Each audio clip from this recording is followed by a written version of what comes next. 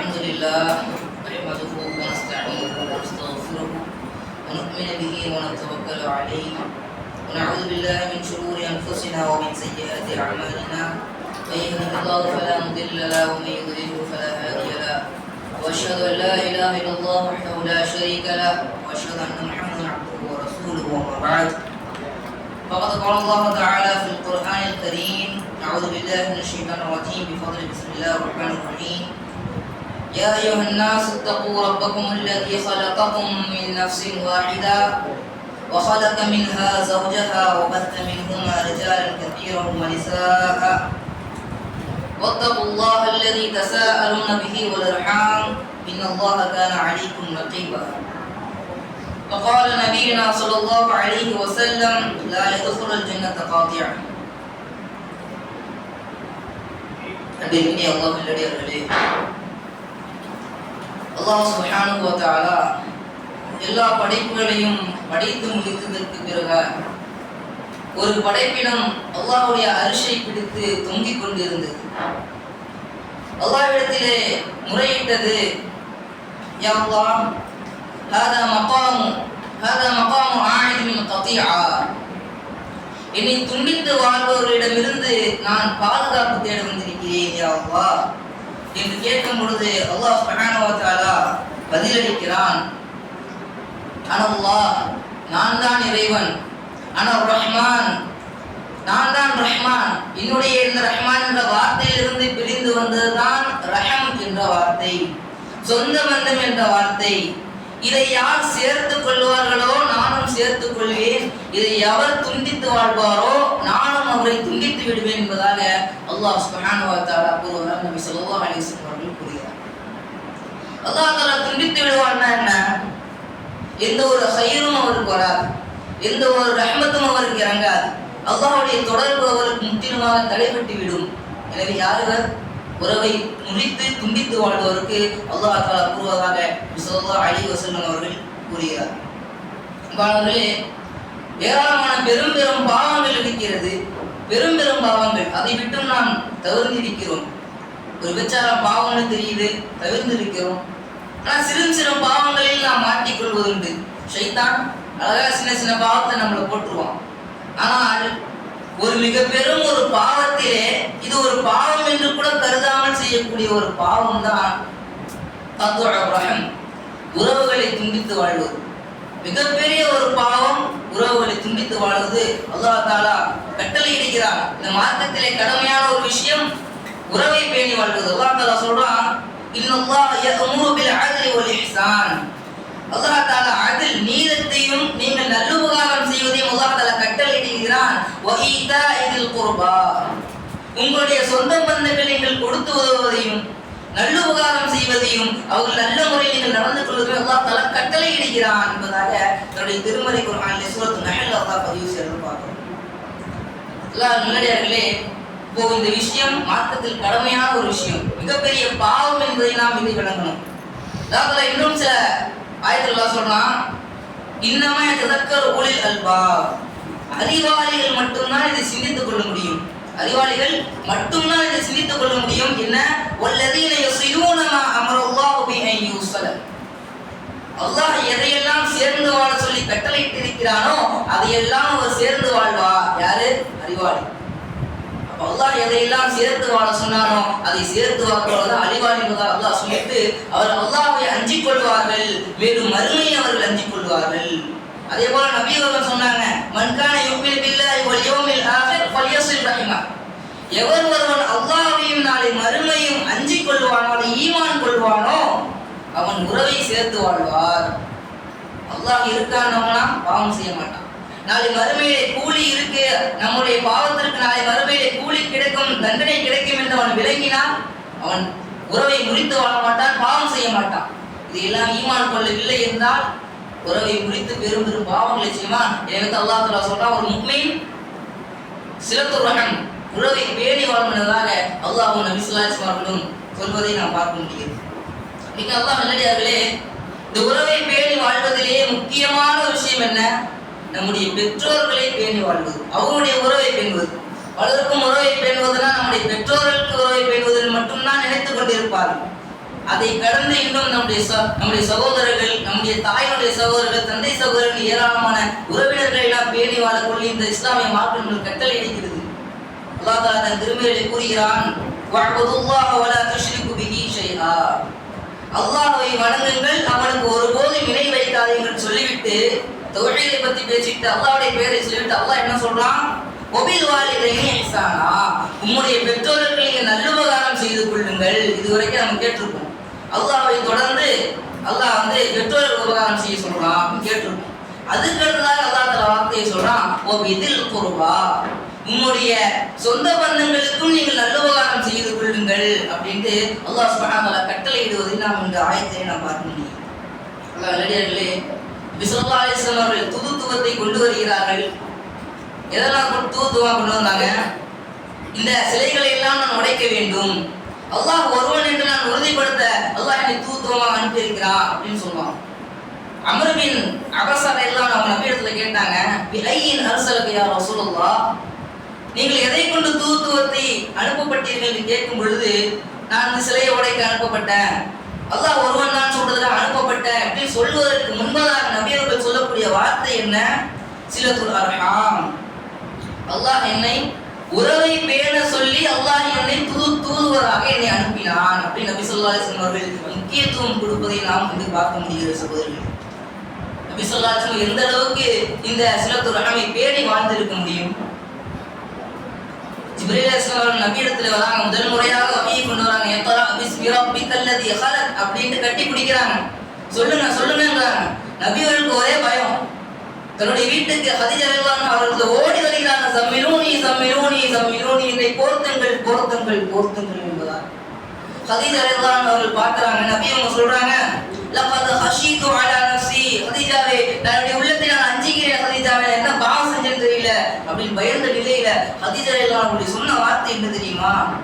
அல்லாஹ் ஒருபோதும் கிடையாது, வல்லாஹி அல்லாஹ்வின் ஆணையாக, மா யுஸீக அல்லாஹ் அபதா, அல்லாஹ் உங்களை ஒருபோதும் இழிவுபடுத்த மாட்டான். ஏன் தெரியுமா? இன்னக லதஸிலுல் அர்ஹாம், நீங்கள் உறவை பேணி வாழக்கூடியவராக இருக்கிறீர்கள், அல்லாஹ் உங்களை ஒருபோதும் இழிவுபடுத்த மாட்டான், நீங்கள் பயப்படாதீங்கன்னு சொன்னாங்க. நுபுவத்து கிடைப்பதற்கு முன்பதாகவே நபி அவர்கள் உறவை எந்த அளவுக்கு பேணி வாழ்ந்திருக்க முடியும் என்பதை நாம் சிந்தித்து பார்க்கணும். அல்லாஹ் நல்லடியார்களே, எவ்வளவு பிரியப்பட்டாங்க அவருடைய சொந்தங்களை. ஹம்ஸா ரலியல்லாஹு அன்ஹு அவருடைய மரணத்தின் போது நபியர்கள் அழுதது போல வேறு எந்த ஒரு மரணத்திற்கும் அழுது கிடையாது. தன்னுடைய மகன் இப்ராஹிம் அவர்கள் அழுதது போது கூட அந்த அளவுக்கு அழுது கிடையாது. தன்னுடைய தந்தையின் சகோதரர் மரணித்ததற்கு அந்த அளவுக்கு அழுதாங்க அப்படின்ட்டு ஹதீஸ்களில் பதிவு செய்யப்படுகிறது. ஒரு முறை அப்பாஸ் ரலியல்லாஹு அன்ஹு அவர்கள் நபியிடத்திலே கோபத்தோடு வராங்க, யா ரசூலுல்லாஹ், இந்த குறைஷி மக்களுக்கு என்ன ஆகிவிட்டது? நம்முடைய கோத்திரத்தை பார்த்தால் கோபத்தோடு இருக்கிறார்கள், முகம் சுளிக்கிறார்கள். வேறு கூட்டத்தோடு பார்த்தா அவன் சந்தோஷமா சிரிச்சு பேசுறாங்க. யா ரசூலுல்லாஹ், நீ சொல்லும் பொழுது நபியுடைய முகமெல்லாம் சிவக்க ஆரம்பித்து விட்டது. முகமெல்லாம் சிவந்து போய் சொன்னாங்க, எவன் ஒருவர் உங்களை நோவினைப்படுத்தினாரோ, உங்களை அவர் ஈமான் அல்லாஹ்வுக்காகவும் ரசூலுக்காகவும் உங்களை யார் பிரியப்படவில்லையோ அவர் ஒருபோதும் ஈமான் கொள்ளவில்லை என்று சொல்லிட்டு சொன்னாங்க. எவர் உங்களை நோவினைப்படுத்தினாரோ, என்னுடைய சிறிய தந்தை, என்னுடைய தந்தை வழி சகோதரர், தாய் வழி சகோதரர் யார் நோவினைப்படுத்தினாரோ அவர் என்னை நோவினைப்படுத்துவது போல அவருடைய தந்தைக்கு சமம் என்பதாக நபி அவர்கள் அந்தஸ்தை உயர்த்தினார்கள். தாய் வழி சகோதரர் தானே, நம்முடைய தந்தையுடைய சகோதரர் தானே அப்படின்னு விட்டுருல, அவருடைய தந்தைக்கும் தாய்க்கும் இணையாக நபி ஸல்லல்லாஹு அலைஹி வஸல்லம் உறவினர்களை வைத்து பார்த்தார்கள். அபூ தாலிப் அவர்கள் மரண தருவாயில் இருக்கும் பொழுது நபி அவங்க என்ன சொன்னாங்க? நான் உங்களுக்காக இஸ்திக்ஃபார் கேட்கணும்னு ஆசைப்படுறேன், உங்களுக்கு அல்லாஹ் இடத்துல பாவ மன்னிப்பு கேட்கணும்னு ஆசைப்படுறேன், ஆனா அல்லாஹ் தஆலா உங்களுக்கு இஸ்திக்ஃபார் கேட்கக்கூடாதுன்னு தடுத்துட்டான். அபூ தாலிப் யாரு? அல்லாஹ்வை ஏற்கவில்லை, அல்லாஹ்வை மறுத்தார்கள். அப்படிப்பட்டவர்களுக்கு நபி அவர்கள் இஸ்திக்ஃபார் செய்ய நாடும்போது அல்லாஹ் தஆலா அல்லாஹ் ஆயத்தை இறக்குறான், மகானலி நபி, இது ஒரு நபிக்கு அழகு இல்லை என்பதாக அல்லாஹ் தஆலா ஆயத்தை இறக்குறான். யாருக்காக இஸ்திக்ஃபாருக்கு ஆசைப்பட்டாங்க? தன்னுடைய சொந்தக்காரர், தன்னுடைய தந்தையின் சகோதரர் குஃபரில் இருக்கும் நிலையில நபி அவர்கள் இஸ்திக்ஃபார் கேட்க ஆசைப்பட்டார்கள், உறவை சேர்த்து வாழ்ந்தார்கள் என்பது இந்த ஹதீஸின் மூலமாக தெரிய வருகிறது. அல்லாஹ் இது மட்டுமல்ல, ஸஅத் ரலியல்லாஹு அன்ஹு தன்னுடைய தன்னுடைய தாயின் சகோதரர் அவர் வந்தாலும் கூட என்னுடைய என்னுடைய சிறிய தந்தை வந்துவிட்டார், என்னுடைய தாயின் சகோதரர் வந்துவிட்டார் என்று பெருமையாக சொல்வார்களாம். எத்தனை பேர் நம்முடைய இந்த வாழ்க்கையில நம்முடைய சகோதரர் நம்முடைய சொந்தத்தை பார்த்து சந்தோஷப்படுகிறோம்? யாரும் நம்முடைய சொந்தக்காரங்க வந்தாங்கன்னு பார்த்தா ஓடுவதற்கு தயாராக இருக்கிறோம். இவர் வந்தாங்கன்னா நம்மகிட்ட பேசுவாரு, அதிகமா பிளேடு போடுவாரு அப்படின்னு ஒரு சிந்தனை இருக்கே தவிர இவர் நம்முடைய சொந்தக்காரராச்சே, இவரோட நம்ம பேசி பழகுவோம், நம்மோட நெருங்கியவர் என்று நாம் பேசுகிறோமா? ஒருபோதும் இல்லை சகோதரர்கள். நபி அவர்கள் இப்படி நெருங்கிய உறவோடு மட்டும் அவர்கள் உறவு கொண்டாடல, மாறாக தூரமான உறவுகள், வெறு தூரமான உறவுகள் நபி அவர்கள் உறவுகளை பேடி வாழ்ந்தார். நபி அவங்க சொன்னாங்க, நீங்கள் எகிப்தை நீங்கள் கைப்பற்றுவீர்கள். எகிப்தை கைப்பற்றி விட்டு நபி அவங்க சொன்னாங்க, நான் உங்களுக்கு வசியத் செய்கிறேன். என்ன வசியத்துனா, அங்க உள்ளவங்கள்ட்ட நீங்க சில தூரம் உறவை நீங்கள் பேடி வாழ்ந்து கொள்ளுங்கள். ஏன் அவங்க நபி சொன்னாங்க? எந்த வகையில அந்த எகிப்துக்காரங்க நபியவர்களுக்கு சொந்தம்னு சொன்னா, மாரியா கிப்தியா, நபியவர்களுக்கு அடிமையாக வழங்கப்பட்ட பெண், அவர்கள் மூலமாக இப்ராஹிம் என்ற குழந்தை பிறந்தது. அந்த வழியில் நபியவர்கள் அந்த எகிப்து நாட்டுக்கு சொந்தமாகிறார்கள். அதை நபி அவங்க சொன்னாங்க, அங்க நீங்க கைப்பற்றுவீங்க, அப்ப நீங்க அவங்களோட நல்ல முறையில் நடந்து கொள்ளுங்கள். அவர்கள் சண்டை நடந்தால் அவர்கள் சுரக் செய்து வைங்க. நபி அவங்க தூரமான சொந்தத்தையும் பேணி வாழ்ந்தார்கள் என்பதை நான் பார்க்க முடியும் சகோதரர்களே. நமக்கு பக்கத்தில் இருக்கக்கூடிய சொந்தக்காரர் கூட நமக்கு தெரிவது கிடையாது, அவர் வம்சாவளி யாருன்னு தெரியுது கிடையாது. திடீர்னு ஒரு கல்யாணத்துல போனோம்னா ஒரு நம்மளை பார்த்து பேசுறாரு, நல்லா இருக்கீங்களா? நல்லா இருக்கும். என்ன படிக்கிறீங்க? உங்களுடைய தந்தை நல்லா இருக்கா, தாய் நல்லா இருக்கான்னு கேட்கிறாரு. நல்லா இருக்கா நம்மளும் சொல்லுவோம்.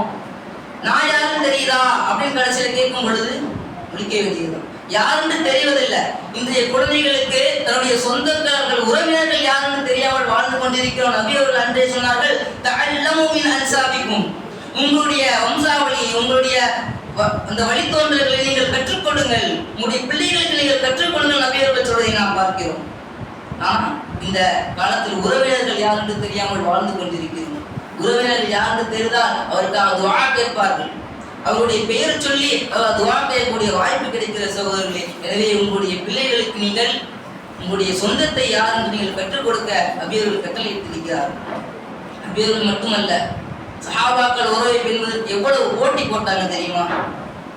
மதீனாவுக்கு வந்த பொழுது, மக்காவை விட்டு ஹிஜ்ரத் செய்து மதீனாவிற்கு வந்த பொழுது, ஹம்ஸா ரலியல்லாஹு அவர்களுடைய மகள் நபியை பார்த்து ஓடி வராங்க. யா அம்மி யா அம்மி, என்னுடைய தந்தையின் மாமான்னு ஓடி வராங்க. ஓடி வரும் பொழுது அடியிலான அவர்கள் தூக்கி வைத்துக்கொண்டாங்க. தூக்கி வச்சதை பார்த்தோன்னே ஸைத் ரலியல்லாஹு அவர்களும் ஜாஃபர் ரலியல்லாஹு அவர்களும் சண்டை போடுறாங்க. இவர்களை நான் தான் பார்த்துக் கொள்வேன். அந்த பெண்ணுக்கு ஹம்ஸா ரலியல்லாஹு அவர்களுடைய மனைவியும் இல்லை.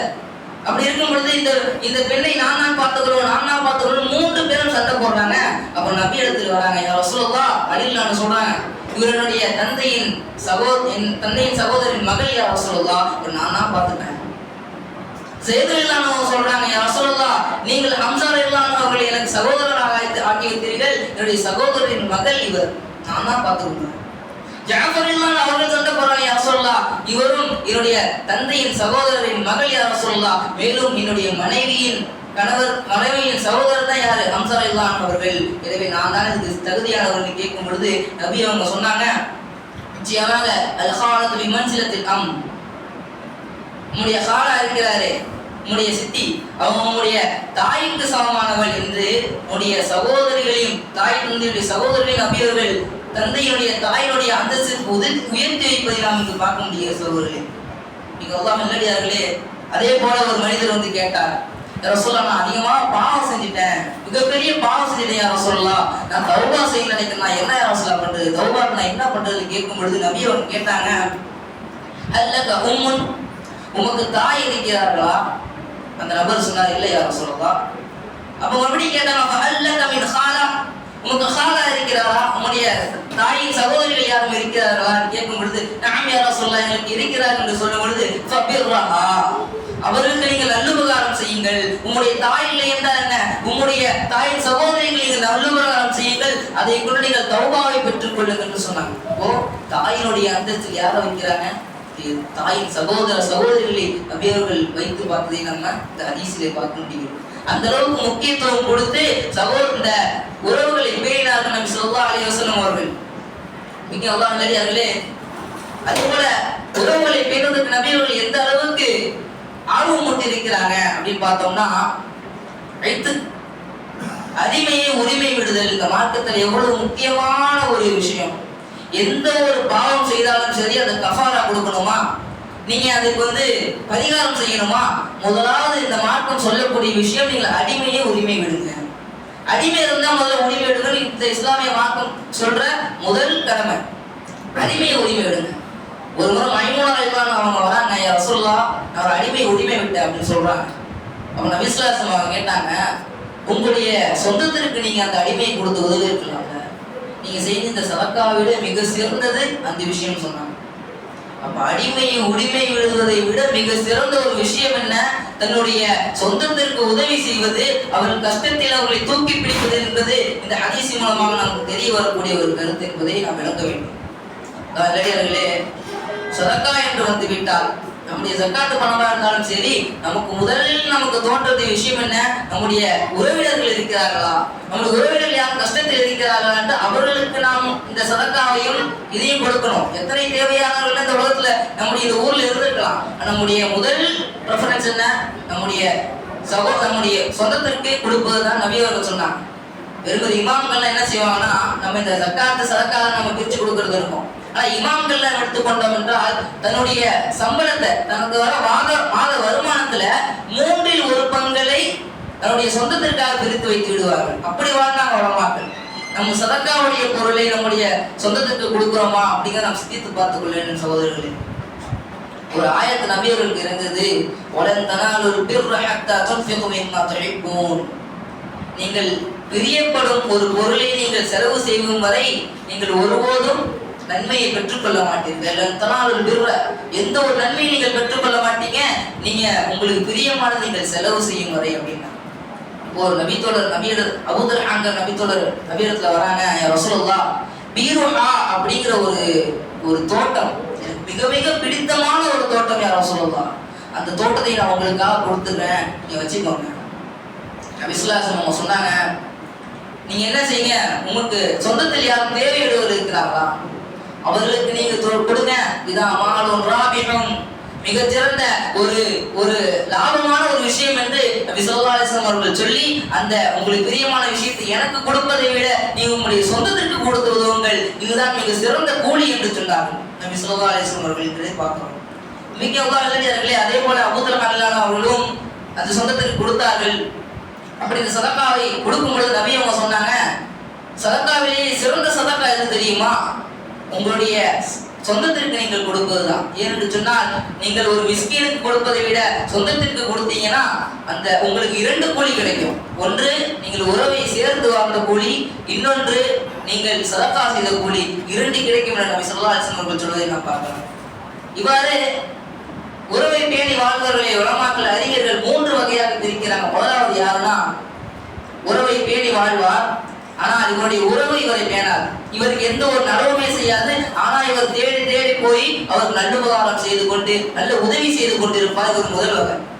அதே போல ஒரு மனிதன், இந்த முதல் வகையில ஒரு ஹதீஸ் என்னன்னா, ஒரு மனிதன் நபி ஸல்லல்லாஹு அலைஹி வஸல்லம் அவர்களிடத்துல வராரு. அங்க யா ரசூலுல்லாஹ், எனக்கு சில உறவினர்கள் இருக்காங்க யா ரசூலுல்லாஹ், நான் அவர்களுக்காக நல்லுபகாரம் எல்லாம் செய்யறேன், ஆனா அவங்களை கண்டுக்கவே மாட்டாங்க. அவருக்காக நான் எல்லா உதவிகளையும் செய்யறேன், எனக்கு அவங்க நோவினையை தான் கொடுக்குறாங்க, நான் அறிவுபூர்வமாக அவரிடத்துல நடந்து கொள்கிறேன், என்னிடத்துல ஒரு மனத்தனமாக நடக்கிறார் யா ரசூலுல்லாஹ் என்று கேட்கும் பொழுது நபி ஸல்லல்லாஹு அலைஹி வஸல்லம் சொன்னாங்க, லஇன் குன்த கமா குல்த், நீங்க சொன்னது போல நீங்க இருந்தீங்கன்னு சொன்னா, லகஅன்னமா துஸிஃபுஹுல் மல்ல, அவருடைய வாயிலே நீங்கள் நெருப்பு கங்கை தீர்த்தி விட்டீங்க, நெருப்பு கங்கை நீங்கள் ஊட்டி விட்டீர்கள் என்பதாக நபியர்கள் சொல்லிவிட்டு சொன்னாங்க, அல்லாஹ் தஆலா உங்களோடு இருக்கிறான், அவர்களுக்கு எதிராக உங்களுக்கு அல்லாஹ் உதவி செய்வாங்க ஒரு நற்செய்தி நபியர்கள் சொன்னார். என்னதான் நம்முடைய சொந்தக்காரர் நம்மளை கண்டுக்கல மதிக்கலனாலும் இவர் தேடி தேடி போய் உதவுவதனால கிடைக்கக்கூடிய பலன் அல்லாஹ்வுடைய உதவி கிடைக்கிறது. வெறும் அவர்களுக்கு நோவினை அல்லாஹ் தஆலா அவர்கள் செய்தார்கள் என்றால் அவர் கொடுப்பான் அப்படிங்கிற ஹதீஸ் மூலமா நமக்கு தெரிய வருது. மிக நல்லடியார்களே, அதே போல இரண்டாவது வகை என்னன்னு சொன்னா, ஒருவர் அல்லாஹ் தஆலா தன் திருமறையிலே கூறுகிறான், ஃபதஅதீதல் குர்பா ஹக்கஹு, நம்முடைய சொந்தத்தில் கொடுக்க வேண்டிய ஹக்கை, உரிமையை நீங்கள் கொடுத்து விடுங்கள். ஒரு மிஸ்கீன, எல்லாத்தையும் கொடுத்துருங்க. இதனால் நீங்க என்ன பெற்றுக்கொள்வீங்க? அல்லாஹ்வுடைய வெற்றி. நீங்க இந்த உலக வாழ்க்கையிலும் மறுமையிலும் வெற்றியை நீங்கள் பொருந்திக் கொள்வீங்கள். உலாயிகல் ஹுமுல் முஃப்லிஹூன், அல்லாஹ் தான் நன்மாராயம் அவர்கள் கூறுகிறார். உறவை பேணி வாழ்ந்தவருக்கு, உறவை பேணி வாழ்ந்ததுன்னா இதுதான். தன்னுடைய உறவினர்கள் தன்னை மறுத்தாலும் சரி, இவர் தேடி போய் அவருக்காக உதவி செய்வார். இதுதான் உறவை பேறுதல். அடுத்ததாக நபி ஸல்லல்லாஹு அலைஹி வஸல்லம் சொன்னாங்க, அவர் சொர்க்கத்திற்கு நுழையக்கூடிய ஒரு அமலாக இருக்கிறது. ஒரு நபர் நபியிடத்தில் வந்து கேட்டாங்க, யா ரசூலுல்லாஹ் அக்பிர்னி மின் அமலின் உத்கில்னி அல் ஜன்னah, சொர்க்கத்தில் நுழையக்கூடிய ஒரு அமலை எனக்கு கற்றுக் கொடுங்க யா ரசூலுல்லாஹ். கேட்கும் பொழுது நபி ஸல்லல்லாஹு அலைஹி வஸல்லம் சொன்னாங்க, நீங்கள் உறவை பேணி வாருங்கள், இது உங்களை சொர்க்கத்தில் நுழைக்கும் என்று நபியர்கள் சொன்னார். மேலும் நபி சொன்னாங்க, லா யதுகுல் ஜன்னத காத்திஉன், உறவை முறித்து வாழ்பவர் ஒருபோதும் சொர்க்கத்தில் நுழைய முடியாது என்று சொல்லி நபியர்கள் மேலும் சொன்னாங்க, இந்த உலகத்திலும் சரி நாளை மறுமையிலும் சரி உறவை சேர்த்து வாழ்வர்களுக்கு நற்கூலி வந்துவிடும். உறவை சேர்த்து வந்தா இந்த உலகத்திலையும் அல்லாஹ் கூலியை விரைவாக கொடுத்து விடுவான், நாளை மறுமையிலும் ஒரு கூலி இருக்கிறது. இதே ஒருவர் உறவை துண்டித்து வாழ்ந்தார் என்று சொன்னால் இந்த உலகத்திலும் அவர்களுக்கு அந்த தீமை அல்லாஹ் நோவினை கொடுப்பான், நாளை மறுமையிலும் அல்லாஹ் தான் நோவினை கொடுப்பான் என்பதாக நபி ஸல்லல்லாஹு அலைஹி வஸல்லம் அவர்கள் சொன்னார்கள். மேலும் என்ன சிறப்புன்னு பார்த்தோம்னா, நபி அவங்க சொன்னாங்க, சிலத்து ரஹமி முஹப்பத்துன் ஃபில் அஹலி, தன்னுடைய குடும்பத்தாருக்கு மிகவும் பிரியமானதாக இந்த உறவை சேர்த்து வாழ்ந்து இருக்கும். மேலும் சொன்னாங்க, ஸராத்துன் ஃபில் மால், அவருடைய செல்வத்தை அல்லாஹ் தஆலா அதிகரித்து கொடுப்பான். அவருக்கு வறுமை வராது, அல்லாஹ் தஆலா உறவை சேர்த்து வாழ்வதற்கு செல்வத்தை அதிகப்படுத்தி கொடுப்பான்னு சொல்லிட்டு சொன்னாங்க. ஒமன் ஸராத்து ஃபில் அஃபர், அவர்களுக்கு ஆயுள் காலத்தை அல்லாஹ் தஆலா அதிகப்படுத்துவான். அவருடைய ஆயுள் காலத்தை அல்லாஹ் தஆலா அதிகப்படுத்தி கொடுப்பான் என்ற ஹதீஸிலே நபி ஸல்லல்லாஹு அலைஹி வஸல்லம் கூறுவதை பார்க்கிறோம். இரண்டாவது வகை யாரு? தன்னுடைய உறவினர்கள் இவர் நல்ல உபகாரம் செய்தார், தன்னை வந்து வீட்டில் சந்திச்சாங்கன்னா இவர் பகரத்துக்கு போய் சந்திப்பார். இவர் சரி அவங்க கொடுக்குறாங்களேன்ட்டு இவரும் ஒரு பொருள் கொடுப்பார். சரி அவங்க ஒருத்தர் பார்க்க வந்தாங்களாண்டி இவர் ஒரு பார்க்க போய் பகரத்துக்கு பகரம் செய்வாரு. இவர் சிலத்து ரஹம் கிடையாது, இவர் முகாஃபி என்பதாக நபி ஸல்லல்லாஹு அலைஹி வஸல்லம் அவர்கள் சொன்னார்கள். மூன்றாவது நபர் யாரு? காத்தியா, இவர் தான் உறவை துண்டிப்பவர், முறிப்பவர். இவர் ஒருபோதும் உறவை சேர்த்து வாழ மாட்டார். யார் இவரை வந்து சந்திச்சாலும் சரி இவரும் போய் சேர மாட்டாரு. அப்படிப்பட்ட ஒரு நபர் மூணாவது நபர். இவருக்கு ஏராளமான வழிகளை நபி அவர்கள் கூறுகிறார்கள். இவர் முதலாவது இவருடைய அமல்கள் ஏற்றுக்கொள்ளப்படாது. நபி அவங்க சொன்னாங்க, ஒவ்வொரு வியாழன் இரவும், வெள்ளி இரவும், வியாழக்கிழமை அல்லது வெள்ளி இரவு அல்லாஹ் தஆலா அமல்களை உயர்த்துகிறான். ஒவ்வொருவருடைய அமலும் அல்லாஹ் தஆலாவிடம் கொண்டு சென்று சேருகிறது. அப்படி இருக்கும் பொழுது நபி அவங்க சொன்னாங்க, ஒருவருடைய அமல் மட்டும் அல்லாஹ்விடத்தில் சென்று சேர யார் தெரியுமா? அவர் தான் உறவுகளை முறிப்பவர். உறவுகளை முறிப்பவருடைய அமல் ஒருபோதும் அல்லாஹ்விடத்தில் சென்று சேராது என்பதாக நபி ஸல்லல்லாஹு அலைஹி வஸல்லம் சொன்னாங்க. எத்தனை லைலத்துல் கத்ருடைய இரவடிகள் அடைந்தாலும் சரி, எத்தனை உம்ராக்கள் செய்தாலும் சரி, எத்தனை ஹஜ் எவ்வளவு இரவு முழுக்க நின்று தொழுதாலும் சரி, உறவை சேர்த்து வாழாமல் இந்த பெரும் பாவத்தை செய்தோம் என்று சொன்னால் எந்த ஒரு அமலும் அல்லாஹ்விடத்தில் சேராது என்பதை நாம் ஒன்றாக நிலுவையில் வைத்துக் கொள்ள வேண்டும் சகோதரர்களே. அடுத்ததாக நபி அவங்க சொன்னாங்க, அலி பின் அல் ஹுசைன் ரஹிமஹுல்லாஹ் அவங்க தன்னுடைய மகனுக்கு வசியத் செய்றாங்க, மகனே நீ உறவை துண்டித்து வாழ்பவனோடு நீ சேராதே. உறவை துண்டித்து வாழாதன்னு சொல்லல, உறவை துண்டித்து வாழ்பவனோடு நீ ஒருபோதும் சேராதே. ஏன் தெரியுமா? நான் குர்ஆனிலே அல்லாஹ் சபித்தவர்களை எல்லாம் பார்த்துட்டு வந்தேன். அல்லாஹ் தஆலா யஹூதிகளை சபிக்கிறான், பனி இஸ்ரவேலை சபிக்கிறான், ஃபிரௌன்களை சபிக்கிறான். இந்த வரிசையை நான் பார்க்கும் பொழுது அல்லாஹ் தஆலா ஒரு இடத்தில் 3 தடவை ஒரு நபரை சபித்திருக்கிறான். யார் தெரியுமா? அவர் உறவுகளை பேணாமல் துண்டித்து வாழ்பவர் என்று அந்த அலி பின் ஹுசைன் ரஹிமஹுல்லாஹ் அவர்களுடைய மகனுக்கு அறிவுரை சொல்வதை பார்க்கிறோம். இந்த விஷயத்தை நாம் மிகவும் கவனமாக இருக்க வேண்டும் சகோதரர்களே. அடுத்ததாக இன்னொரு வழி எச்சரிக்கை என்னன்னா, நபி ஸல்லல்லாஹு அலைஹி வஸல்லம் சொன்னாங்க, நாளை மறுமையிலே சிராத்துல் முஸ்தகீம் பாலத்தில் கடக்கும் பொழுது ஒருவர் மின்னல் வேகத்துல கடந்து போவார். கமஸலில் பர்க், மின்னல் மாதிரி போவார். இரண்டாவது காத்து வேகத்துல போவார். மூன்றாவதாக தன்னுடைய வாகனத்தில் ஒரு வேகமா செல்வாரு. இன்னொருத்தர் தன் தலைக்கு போயிட்டு இருப்பாரு. இந்த மாதிரி கஷ்டப்பட்டு போயிட்டு இருப்பாரு. கீழே விழுந்தாங்கன்னா கொக்கிகள், பெரும் பெரும் கொக்கிகள் அந்த பாலத்திலே கட்டப்பட்டு இருக்கும். அவருடைய ஆழம் எத்தனை சொன்னா 70 ஹதீஃபா சொல்றாங்க. சுமார் 70-200 ஹதீஃபா. ஹதீஃபானா அதுக்கு பல விளக்கம் இருக்கு. 70 ஆண்டு இருக்கு, 1 ஆண்டு இருக்கு, 100 ஆண்டுகள், 1000 ஆண்டு, பல விளக்கம் ஹதீஃபுக்கு கொடுக்குறாங்க. இப்படி 70 ஹதீஃபாக்கள் ஆழம் கொண்டுதான் அந்த அந்த நரகம் கீழே விழுந்தா அப்படின்னு சொல்லிட்டு சொல்றாங்க. அந்த சிராத்து முஸ்தகீமுடைய ஓரத்திலே 2 விஷயம் நிற்கும். ஒன்னு அமானத், இன்னொன்னு அந்த ரஹம். சொந்த பந்த உறவு நிற்கும், இன்னொன்னு அமானிதம் அப்படிங்கிற இன்னொன்னு நிற்கும். கஷ்டப்பட்டு இந்த சிராத்து முஸ்தகீம் பாலத்தை அவர் கடந்து வருவார். அந்த சமயத்திலே இவர் இந்த 2 விஷயத்தையும் பேரலன்னு சொன்னா என்ன நடக்கும்? இவங்க சொன்னாங்க என்னோட ஹதீஸ்ல, இந்த 2 விஷயம் நாளை மறுமையிலே சாட்சி சொல்லும். இவன் என்னை பேடினானா இல்லையான்னு நாளை அல்லாஹ்வுக்கு மறுமையிலே சாட்சி சொல்லக்கூடியதை இந்த 2 வந்து நிற்கும். நபி ஸல்லல்லாஹு அலைஹி வஸல்லம் அவர்கள் சொல்வதை நான் பார்க்கலாம். இதுதான் உறவை பேணாதவர்களுக்கு உண்டான வழி. ஏராளமான வழிகளை நபி ஸல்லல்லாஹு அலைஹி வஸல்லம் அவர்கள் சொல்றாங்க. மாணவர்களே, இப்படி உறவை பேணாமல் சண்டை வருவதற்கு என்ன காரணம் அப்படிங்கிறத அறிஞர்கள் குறிப்பிடுறாங்க. முதலாவதாக தஅஃபுல் ஈமான், அவரிடத்தில் ஈமான் என்பது இருக்காது, அல்லாஹ்வை மறுமையை நம்பிக்கை கொள்ள மாட்டார். இரண்டாவது கில்லத்து தக்வா, இறையச்சம் அவரிடத்தில் இருக்காது. இது ஒரு பாவம் என்று நினைக்காமல் அவர் அல்லாஹ்வுக்கு அஞ்சாமல் பாவத்தை செய்யக்கூடியவராக இருப்பார். மூன்றாவதாக சொல்றாங்க, அவர் உலக விஷயத்தில் ஈடுபாடோடு இருப்பார். இந்த உலகம் மாலை இந்த செல்வத்தை அவர் ஆசைகளோடு இருப்பார். எனவே அவர் உறவை துண்டிப்பவராக இருப்பார். தலாக்குடைய விஷயம், தலாக்கு ஏற்பட்டதுன்னு சொன்னா அந்த குடும்பத்துல பிரச்சனை வரும். வராசத்தினுடைய இறந்தவங்க வராசத்து வாரிசுடைய மான்கள் அந்த செல்வத்தை கொடுக்கும் பொழுது பணத்துடைய மோகத்தினால் ஒரு உறவை துண்டிப்பவராக இருப்பார். இறுதியாக சொல்றாங்க ஜியாரா, வீடுகளுக்கு சென்று சந்தித்து வராதவராக இருப்பார். இதன் மூலமாகத்தான் உறவுகள் அதிகமாக துண்டிக்கப்படுகிறது என்று அறிஞர்கள் கூறுவதை பார்க்கிறோம். இப்போ அல்லாஹ் நல்லடியார்களே, உறவை பேணி வாழணும்னா நம்ம என்ன செய்யணும்? ரொம்ப இலகுவான விஷயம், குர்ஆனையும் சுன்னாவையும் கடைபிடிப்பது. மாணவர்களே, அல்லாஹ் தஆலா திருமறையிலே சொல்கிறார், யா அய்யுஹன் நாஸு தக்கூ ரப்பக்கும் அல்லதி خلقكم من نفس واحدة. அல்லாஹ் நல்லடியார்களே, மக்களே, நீங்கள் அல்லாஹ்வை அஞ்சிக் கொள்ளுங்கள். அவன் எப்படிப்பட்டவன்?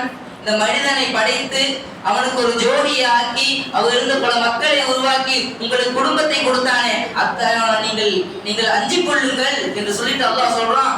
வத்தகுல்லாஹ அல்லதி தஸாஅலுன பிஹி வல் அர்ஹாம், அல்லாஹ்வை அஞ்சிக் கொள்ளுங்கள், மேலும் அவனிடத்தில் கேளுங்கள். வபில் அர்ஹாம், மேலும் நீங்கள் அர்ஹாம்களை அஞ்சிக் கொள்ளுங்கள்.